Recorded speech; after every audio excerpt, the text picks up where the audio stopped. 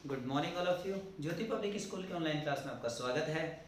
जैसा कि हमने क्लास 9th में चैप्टर 4 स्ट्रक्चर ऑफ एटम पढ़ा था, जिसके बाद अंदर हमने काफ़ी सारी डिटेल स्टडी करी। आज हम उसकी कुछ प्रॉब्लम्स डिस्कस करेंगे। जैसे अगर हम क्वेश्चंस देखते हैं तो देखिए, अच्छा मैं शॉर्ट क्वेश्चंस करा देता हूँ, जो लॉन्ग क्वेश्चंस होंगे वो हम ऑनलाइन लाइव क्लास के अंदर कर लेंगे। जैसे फर्स्ट क्वेश्चन है, compare the properties of electron, proton और न्यूट्रॉन। उसने पूछा है इलेक्ट्रॉन, प्रोटॉन और न्यूट्रॉन, इन तीनों की प्रॉपर्टीज को हमें डिस्कस करना है। ठीक है, तो अगर मैं इनकी बात करूं तो पहले तो इनके चार्ज की बात कर लें। तो अगर इनके चार्ज की हम बात करते हैं, अच्छा सिंबल देखो, यहां मैं लिख देता हूं सिंबल। सिंबल तो इसका इलेक्ट्रॉन का सिंबल ये है, प्रोटॉन का सिंबल P है और न्यूट्रॉन का सिंबल N है। ठीक है, अब अगर हम इसको स्मॉल n से लिख देते हैं, ठीक है, आगे चलते हैं। तो इनके मास की बात करें, ठीक, तो मास इलेक्ट्रॉन का कितना होता है, 9.1 इंटू 10⁻⁻31 kg इसका वेट होता है। अगर मैं बात करता हूं प्रोटॉन की तो 1.672 इंटू 10⁻⁻27 kg होता है। और अगर वही मैं बात करूं न्यूट्रॉन की तो 1.674 इंटू 10⁻⁻27 kg होता है। ठीक है, अब देखो, अगर इसके हिसाब से देखें तो सबसे हल्का जो पार्टिकल हमारा वो कौन सा है, इलेक्ट्रॉन, क्योंकि इसकी पावर -31 आ रही है। अगर प्लस में होती तो ये सबसे भारी होता। अच्छा सबसे भारी कौन है, ये 1.672 और ये कितना है 1.674। तो ये तो क्या है, हैवीएस्ट है इन तीनों में, और ये क्या है, लाइटेस्ट है, यानी हल्का है, LIGST। ठीक है, तो ये वाला सबसे हल्का है, ये वाला। अच्छा इनके चार्ज की बात करते हैं। चार्ज की बात करें, इनके ऊपर इलेक्ट्रॉन के ऊपर कितना चार्ज होता है, तो -1.6 इंटू 10⁻⁻19 कूलम्ब चार्ज होता है। कूलम्ब क्या है, चार्ज की यूनिट है। प्रोटॉन की बात करें तो प्लस का 1.6 इंटू 10⁻⁻19 कूलम्ब, और न्यूट्रॉन के ऊपर तो कोई चार्ज होता ही नहीं है।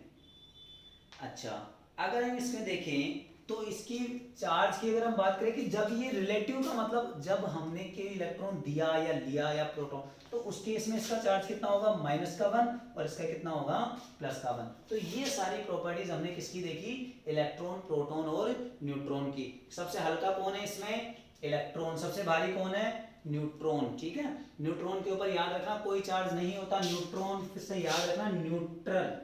न्यूट्रल का मतलब क्या होता है, कोई चार्ज उसके ऊपर नहीं है। आगे आप देखें तो सेकंड क्वेश्चन है, what are the limitations of Thomson J Thomson model. अच्छा जे थॉमसन मॉडल याद है, जिसने ये मॉडल दिया था बीच बीच में। ठीक है, तो उसने कहा था कि इस पूरा का पूरा पार्ट क्या है, पॉजिटिव है, और ये जो बाकी जो एम्बेडेड इलेक्ट्रॉन इसके अंदर फिक्सली स्टेबल है। लेकिन ऐसा तो होता ही नहीं, हमने देखा था, ये थ्योरी तो गलत हो गई। तो पहली चीज तो यही होगी कि जब रदरफोर्ड ने अपना गोल्ड फॉइल स्कैटरिंग एक्सपेरिमेंट किया था, तब उन्होंने जब अल्फा पार्टिकल की बौछार करवाई, तब देखा कि भैया एटम तो, मैक्सिमम एटम तो क्या होता है, होलो होता है, यानी खाली होता है। ठीक है, लेकिन इसने तो पूरा भरा हुआ बताया था। दूसरी बात, इसने ये बताया था कि ये पॉजिटिव होता है और ये वाला नेगेटिव होता है। तो ऐसा नहीं था, पॉजिटिव तो क्या होते हैं, सेंटर में होते हैं, जैसा अपन ने रदरफोर्ड मॉडल में देखा। तो दोनों की दोनों क्या हो जाएगी, इसकी लिमिटेशंस हो जाएगी। अगला क्वेश्चन है, what are the limitations of Rutherford's model. अच्छा रदरफोर्ड मॉडल की हम बात करें तो रदरफोर्ड ने बात करी थी ऑर्बिट की। ऑर्बिट की तो बात करी थी, लेकिन जब निल्स बोर आया तो उसने पूछा कि आपका ये जो इलेक्ट्रॉन है ना, ये जो इसके चारों तरफ चक्कर लगा रहा है, यहाँ आपका इलेक्ट्रॉन इसके इस सेल में चक्कर लगा रहा है, तो चक्कर लगाते लगाते इसकी एनर्जी क्या हो जाएगी, कम हो जाएगी। और एनर्जी कम हो जाएगी तो ये धीरे धीरे क्या होगा, इसके अंदर आकर गिर जाएगा। तो पहली प्रॉपर लिमिटेशन तो ये थी कि उसने इस इलेक्ट्रॉन की एनर्जी के बारे में कुछ भी नहीं बताया था। दूसरी अगर हम बात करें तो उसने इलेक्ट्रॉन के अरेंजमेंट के बारे में, पहली तो क्या हो गई, एनर्जी ऑफ इलेक्ट्रॉन की बात करी उसने, लिमिटेशंस की बात कर रहे हैं हम, ठीक है, लिमिटेशंस ऑफ रदरफोर्ड, ठीक है। तो रदरफोर्ड की लिमिटेशंस की हमने बात करी। अच्छा एनर्जी, पहली तो कौन सी हो गई, एनर्जी के बारे में कि एनर्जी धीरे धीरे कम होती जाएगी उसमें, और दूसरी इसने किसकी बात करी, इलेक्ट्रॉनिक अरेंजमेंट की बात इसने कुछ भी नहीं करी। तो इसने इसके बारे में भी हमें कोई जानकारी नहीं दी थी।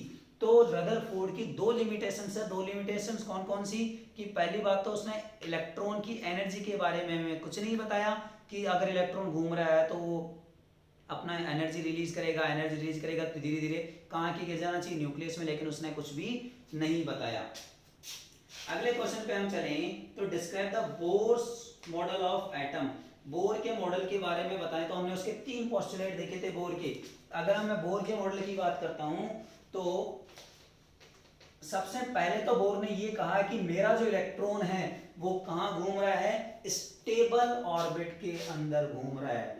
ये प्लस, ये माइनस, ये सेल हो गए। तो उसने ये कहा कि मेरा जो इलेक्ट्रॉन इनमें घूम रहा है ना, ये किसके अंदर, ये सेल की क्या है, एनर्जी फिक्स है। क्या है, सेल की एनर्जी फिक्स है। दूसरा अगर इसने ये दिया, वो क्या दिया कि इसने इसको नाम दिया के एल एम एन, इस तरीके से इसने नाम दिए थे। और दूसरा इसने एंगुलर मोमेंटम के बारे में भी बताया था कि एंगुलर मोमेंटम क्या होगा, जो इलेक्ट्रॉन NH अपॉन 2 पाई, ये भी किसने बताया था कि इस इलेक्ट्रॉन, जो ये इलेक्ट्रॉन घूम रहा है तो उसका एंगुलर मोमेंटम किसके बराबर होगा, NH अपॉन 2 पाई के बराबर होगा। n का मतलब नंबर ऑफ सेल, h का मतलब फ्लैंक्स कांस्टेंट, और पाई की वैल्यू हमें पता ही है 22/7 या फिर 3.14। तो ये क्या था, हमारा निल्स बोर का मॉडल था। अगले क्वेश्चन पे अगर हम चलें तो कंपेयर, अब तीनों लॉज की बात करिए इसने, तीनों थ्योरीज की। तो तीनों थ्योरीज कौन कौन सी, थॉमसन, रदरफोर्ड और निल्स बोर, इन तीनों थ्योरीज के बारे में अगले क्वेश्चन में हमें बताना है, ठीक है। आगे हम चलें तो इसने क्वेश्चन पूछा है define valency while taking silicon and oxygen. Silicon और ऑक्सीजन, ये दो कंपाउंड के बारे में इसने कहा, और इनके हिसाब से हमें क्या बतानी, इनकी वैलेंसी भी बतानी है और वैलेंसी को डिफाइन भी करना है। तो अगर हम वैलेंसी को डिफाइन करते हैं तो वैलेंसी क्या थी कि the exchange of number of electrons taking place during a reaction, किसी रिएक्शन के टाइम पे जितने इलेक्ट्रॉन की एक्सचेंज होता है, यानी लेना या देना होता है, वही क्या होती है, उसकी वैलेंसी होती है। अच्छा सिलिकॉन की बात करें तो सिलिकॉन का कितना नंबर होता है, एटॉमिक नंबर,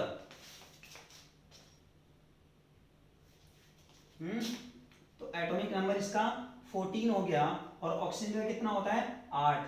तो अगर मैं इसका इलेक्ट्रॉनिक कॉन्फ़िगरेशन लिखता हूं तो क्या होगा, 2 8 और 4 हो गए 14। और अगर ऑक्सीजन की बात करता हूं तो इसका इलेक्ट्रॉनिक कॉन्फ़िगरेशन क्या होगा, 2 और 6। अच्छा अब इसकी वैलेंसी की अगर हम बात करें तो इसकी वैलेंसी कितनी होगी, इसकी वैलेंसी प्लस की भी 4 हो सकती है और माइनस की 4 भी हो सकती है। लेकिन अगर मैं ऑक्सीजन की वैलेंसी की बात करता हूं तो इस वैलेंसी का मतलब कितने इलेक्ट्रॉन की ये लेन देन करेगा।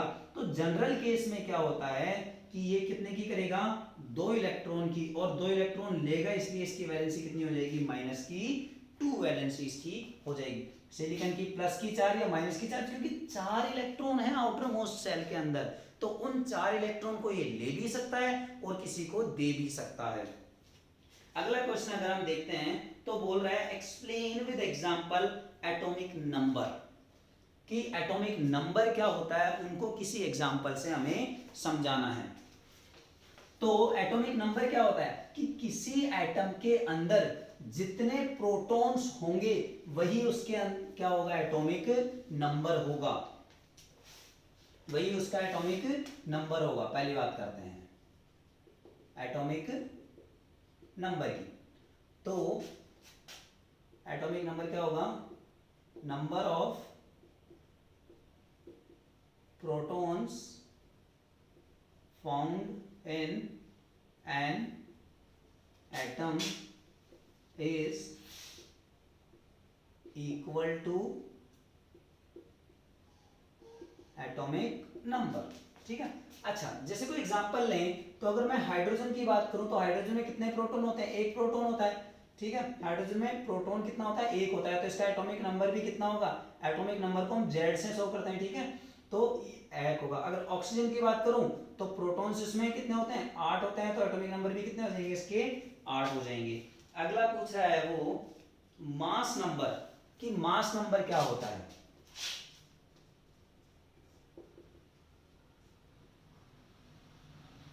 मास नंबर की बात करें तो देखो, मास को हम डिनोट करते हैं कैपिटल एम से, और मास इक्वल्स टू क्या था? जेड प्लस एन, यानी कि जेड क्या है? नंबर ऑफ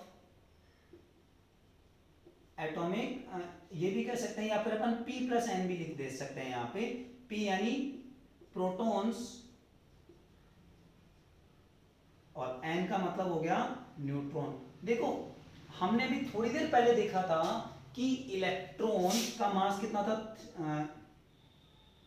9.1 इंटू 10 की पावर माइनस का 31, 1.672, 1.674 इंटू 10 की पावर माइनस 27 इंटू 10 की पावर माइनस 27।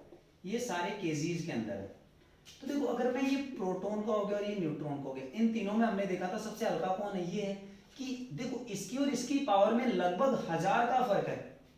यानी एक तरफ तो आपने 1000 किलो की कोई चीज ले ली और एक तरफ सिर्फ 1 किलो की कोई चीज ली। तो अगर 1000 के कंपैरिजन में हम 1 किलो देखेंगे तो वो नेग्लिजिबल होता है। इसीलिए मास नंबर के अंदर हम न्यूट्रॉन को और प्रोटॉन को ही लेते हैं, इलेक्ट्रॉन को नहीं लेते हैं, क्योंकि ये क्या है? इन दोनों के कंपैरिजन में कैसा है? नेग्लिजिबल है, बहुत कम है।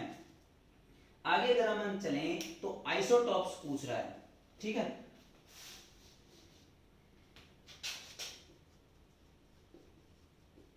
आइसोटॉप्स। तो मैंने बताया था आइसोटॉप्स क्या था, कि जब एटॉमिक नंबर सेम होता है लेकिन एटॉमिक मास अलग अलग होता है। इसके एग्जाम्पल की मैं बात करूं तो मैंने कहा था C12 और C14 हाइड्रोजन भी ले सकते हैं, हाइड्रोजन 1, हाइड्रोजन 2, हाइड्रोजन 3।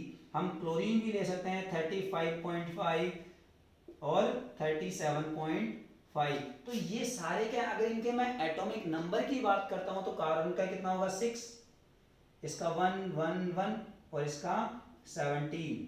ठीक है, लेकिन अगर मैं बात करूं तो इनके अंदर सभी में मास नंबर अलग अलग हैं। दूसरा है आइसोबार।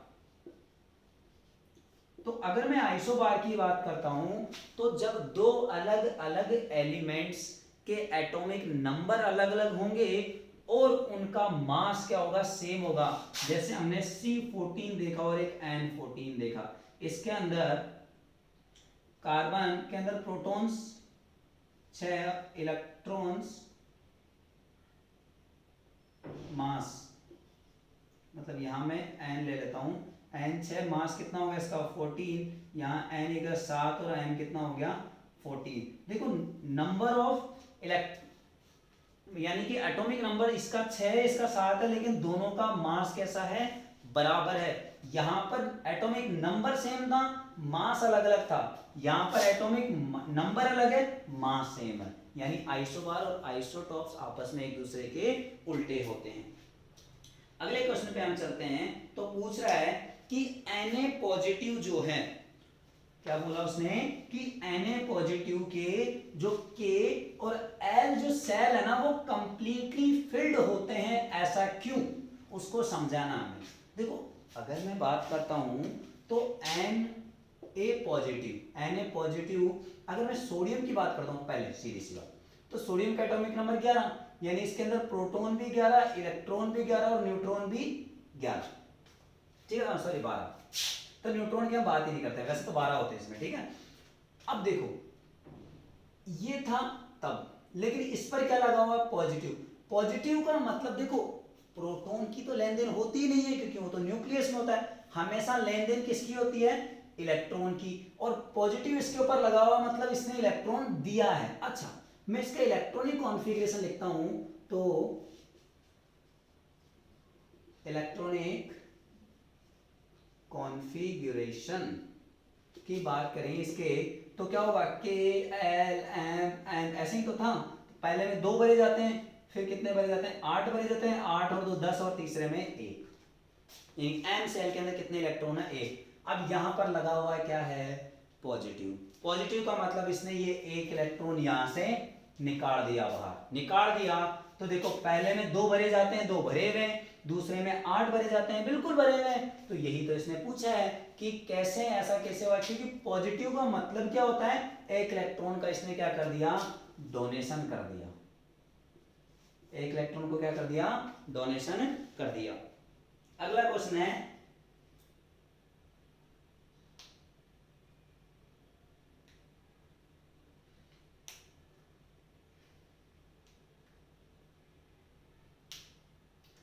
देखो एक क्वेश्चन है इसमें, जेड की वैल्यू आपको दी हुई है 3, और इसकी वो वैलेंसी पूछ रहा है। क्या पूछ रहा है, वैलेंसी। तो देखो जेड का मतलब एटॉमिक नंबर 3। एटॉमिक नंबर 3 किसका होता है, हाइड्रोजन हीलियम लिथियम, किसका होता है, लिथियम। अगर मैं इसकी एटॉमिक नंबर 3 है और इसका मैं इलेक्ट्रॉनिक कॉन्फ़िगरेशन लिखता हूं, तो 2 और 1 आएगा, क्योंकि 2 और 1 3 हो गए, ठीक है। तो इसकी वैलेंसी कितनी होगी, प्लस की 1 वैलेंसी होगी, क्योंकि 1 इलेक्ट्रॉन का क्या करेगा, ये डोनेशन करेगा। अच्छा, एक क्वेश्चन है कि x और y 2 एलिमेंट हैं, उनमें से प्रोटॉन्स और इलेक्ट्रॉन्स की संख्या लिखी हुई है, ठीक है, न्यूट्रॉन्स की लिखी हुई है, सॉरी। प्रोटॉन x में भी 6 हैं और y में भी 6 हैं, ठीक है, और इसमें 6 है और इसमें 8 है न्यूट्रॉन। पहली बात तो अगर हम देखें कि प्रोटॉन कितने हैं, 6 का मतलब कार्बन हो गया। और थोड़ी देर पहले देखा था, अच्छा इनके मास की बात करता हूं मैं, ठीक है। तो मास देखो तो 6 और 6 कितना हो जाएगा, 12, और 6 और 8 कितना हो जाएगा, 14। देखो मास तो अलग अलग आ रहा है, ठीक है, लेकिन प्रोटॉन दोनों के अंदर कितने हैं, सेम सेम है। अभी थोड़ी देर, और प्रोटॉन का मतलब एटॉमिक नंबर, तो एटॉमिक नंबर सेम होगा, मास अलग अलग होगा। और ऐसा किसमें होता है, ऐसा आइसोटॉप्स में होता है कि एटॉमिक नंबर सेम होता है लेकिन मास अलग अलग होता है। अच्छा, कुछ इसमें ट्रू फॉल्स भी दिए हुए हैं। पहला है, J Thomson propose that nucleus of an atom contain only nucleons. क्या जे थॉमसन ने बताया था कि न्यूक्लियस के अंदर केवल न्यूक्लियॉन्स होते हैं? बिल्कुल नहीं बताया था, ये रदरफोर्ड ने बताया था। तो पहला क्या हो जाएगा, फॉल्स हो जाएगा।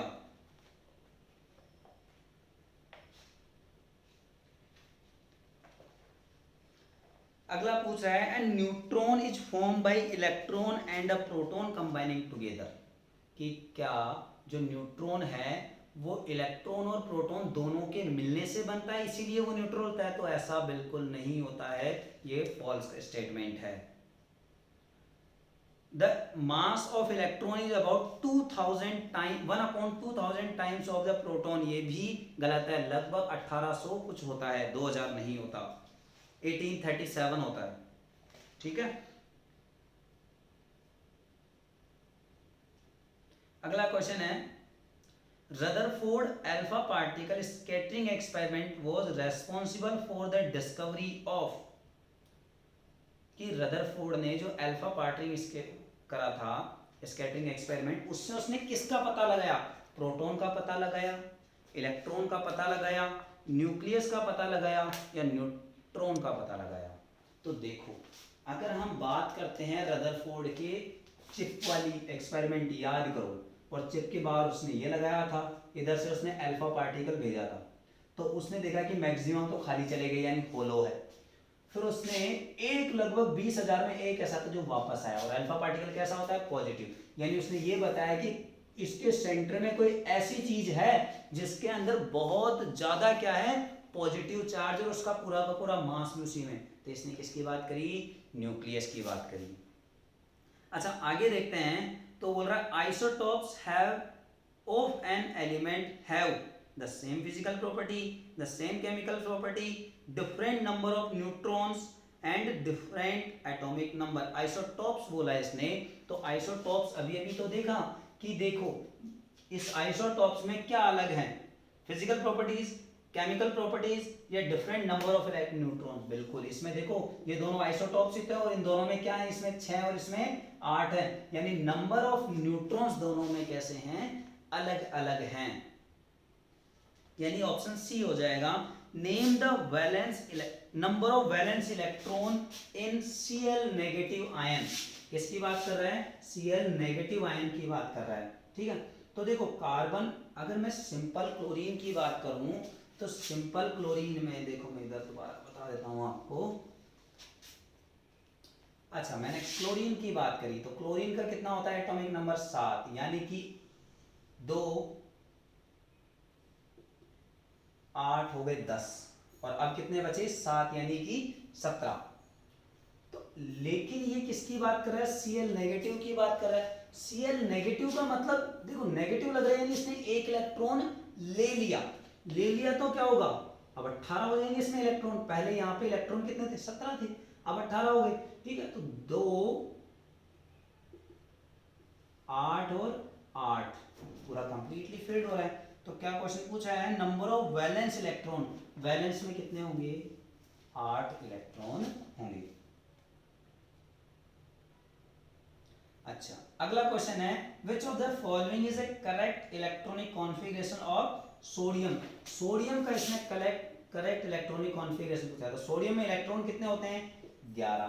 तो कितना हो जाएगा, 2 8 और 1। तो अगर हम इसमें देखें तो कौन सा ऑप्शन होगा 2 8 1 के हिसाब से, देखो फर्स्ट वाले में इसने 2 और 8 दिया, यानी वो तो नहीं हुआ, ये तो नियोन का हो गया। सेकंड वाले में तो स्टार्टिंग में ही 8 दे दिया, ये भी गलत है। सी वाले में स्टार्टिंग में 2 है फिर 1, तो 1 तो बीच में आता ही नहीं है, और यानी कि डी ऑप्शन इसका बिल्कुल सही है, 2 8 1 ही उसमें डी ऑप्शन के अंदर लिखा हुआ है। अब देखो एक टेबल है, लास्ट क्वेश्चन, इसके अंदर क्या है कि देखो एटॉमिक नंबर 9 दिया, और 9 किसका होता है, फ्लोरीन का। तो इसका मास नंबर कितना होगा, मास नंबर कैसे निकालेंगे, नंबर ऑफ न्यूट्रॉन प्लस 9, यानी कि 19 हो जाएगा फर्स्ट वाले में। मैं इस टेबल को भी बना देता हूं 2 मिनट में, फटाफट से आपकी ये टेबल भी कंप्लीट हो जाएगी, फिर सारे के सारे क्वेश्चन आंसर्स आपके इस चैप्टर के कंप्लीट हो जाएंगे। ठीक है, तो मैं इधर लिख देता हूं एटॉमिक नंबर, इधर लिख देता हूं मैं मास नंबर, यहां पर लिख देता हूं न्यूट्रॉन्स, यहां पर प्रोटॉन्स, यहां पर इलेक्ट्रॉन्स, और यहां पर नेम, उसका नाम क्या होगा। ठीक है, तो देखो फर्स्ट की बात करें तो यहां पर 9 लिखा हुआ है, ये खाली है, यहां पर 10 लिखा हुआ है, यहां पर 16 है, ये 32 हो गया, ये 24 हो गया, ये 2 हो गया, और ये 1 हो गया। ठीक है, और लास्ट वाले में 0 है, इधर 1 1 और 12 हैं, और इसमें 0 हैं। ठीक है, और यहां पर सेकंड में लिखा हुआ है सल्फर, और बाकी की जगह में 1 2 3 4 5 6 7 8 9 1 2 3 4, ये चीजें हमें भरनी है।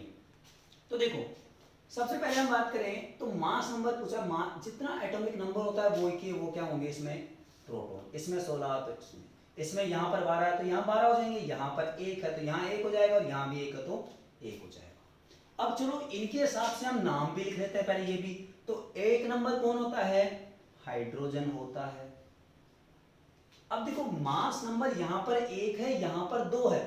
ठीक है, तो मास नंबर क्या होता है, neutron plus proton mass number होता है। तो देखो स्कोर इसको प्लस करा तो 1 आ रहा है, लेकिन स्कोर यहाँ पर कितना आएगा, जिससे 2 आए तो यहाँ पर कितना आ जाएगा 1, क्योंकि इन दोनों को ऐड करेंगे तो क्या आ जाएगा ये। तो देखो यहाँ पर एटॉमिक नंबर कितना आ रहा है, मास 1 और ये यानी 1H1, ठीक है। लेकिन इस वाले की बात करें तो देखो एक नंबर एटॉमिक नंबर एक कौन है, हाइड्रोजन, लेकिन ये कौन होगा, तो ये हो जाएगा आपका ड्यूटेरियम। हाइड्रोजन का क्या हो गया, ये आइसोटॉप हो गया। नंबर 12 पे कौन आता है, कार्बन आता है, और नंबर 9 पर कौन आता है, फ्लोरीन आता है,